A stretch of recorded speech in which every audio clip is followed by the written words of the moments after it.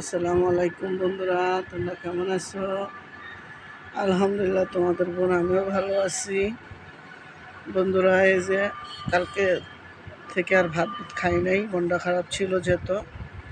তো আজকে একটু ভাত খাবো, মন অনেক খারাপ ছিল, তো তোমরা জানো। তো আমি কালকে দুপুরবেলা অর্থাৎ বৃহস্পতিবারে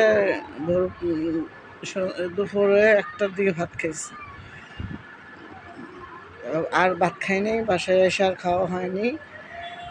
মনটা অনেক বিষণ্ণ খারাপ ছিল, খালি কান্না পাইতো। তো আর খাওয়া দাওয়া করতে পারি নাই। তো এখন সারাদিন একটু কাজ ছিল ঘরে, যদিও কাজ পরে করলেও হয়তো, কিন্তু করে ফেললাম। ঘরে অনেক কাজ ছিল, করলাম। তো এখন ভাবলাম যে একটু খাবার আছে খাই, একটু বাঁচতে তো হবে, ইচ্ছে করলে তো আর চলে যেতে পারবো না।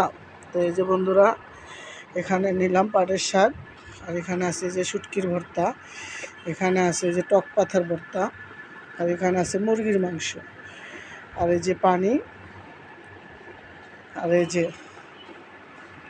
একটু আচার নিয়েছি, যদি ভালো লাগে তো একটু আচার দিয়েও খাবো। এই যে চামচটা লাগাইলাম, চামচটা রেখে দিলাম, আর সাথে আছে লবণ। তো কিছু বলার নাই বন্ধুরা। যাই হোক, আমার বন্ধুরা কেমন আছে, কোথা থেকে আমার ভিডিওটা দেখছো আমাকে জানাবা। তো আগে থেকে একটু বেটার লাগতেছে, গোসল করে আসছি, মাথার চুলও খুলি নাই বন্ধুরা, দেখলা তো, গামছা মাথায় দেওয়া আছে। তো দেখি একটু খাওয়া যায় কি না। তো এখন ভাবছি একটু ভাত খাবো। ভাত খেতে ইচ্ছা করলো না, তো এখন সারাদিন পরে মনে হচ্ছে যে খিদা লাগছে।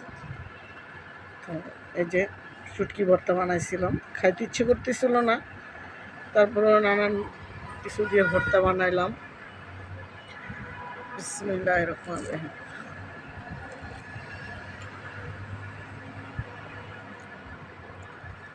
শুটকির ভর্তা বানাইছি বন্ধুরা, কি করব, আর তরকারিও আছে, মুরগি রান্না করছিলাম যে, তো ভোরবেলা ওইটা মুরগি রান্না করছিলাম, ওগুলো ছিল। আর এখন তো বিকেল হয়ে গেছে প্রায়, তো খাওয়া হয়নি, খাবো খাবো করে খাওয়া হয়নি।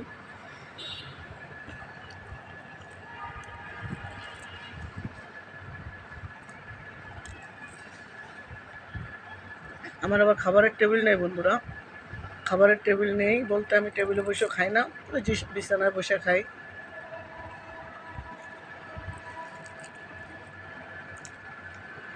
তো ভিডিওটা যেখান থেকে দেখছো বন্ধুরা, লাইক কমেন্ট শেয়ার করবা। আমার বাইরের বোনেরা, কলেজের বোনেরা, মাত্র গোসল করে আসছি, এসে ওকে একটু ভাত নিছি, মাথা গামছাটাও আছে। তো একটু খুব ক্ষুধা লাগছে, কিন্তু খাইতে ইচ্ছা করতেছিল না, সারাদিনে কিছু খাই নাই বন্ধুরা। সত্যি কথা যেটা, ভাত খাইতেছি, মিথ্যা কথা বলবো না।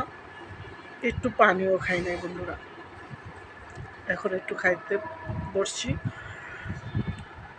এই যে দেখো, আবারও দেখাই, এই যে দেখো বন্ধুরা, খাইতে বসছি, এই যে তোমাদেরকে দেখাই।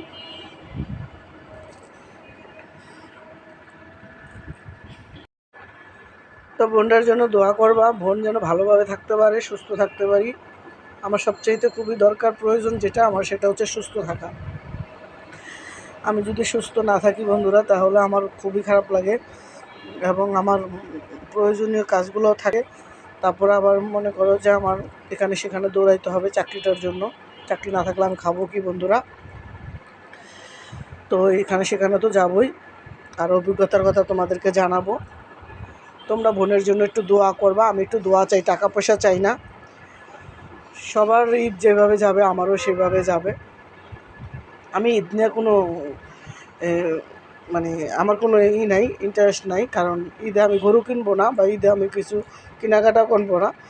আমার যদি 4 চাউল থাকে আর একটু ডাউল থাকে, তাহলে আমার হয়ে যাবে। তোমাদের কাছে একটু দোয়া চাই। আর আমার আগের আইডিটা বন্ধুরা ভুলে গেছি, এই পাসওয়ার্ড ভুলে গেছি, ওই আইডিটার নাম ছিল নীলুফার ডায়েরি। কিন্তু বন্ধুরা আমি আর পাইলাম না। এই যে দেখো ভাত ভর্তা দিয়ে মাখছি লাল লাল করে।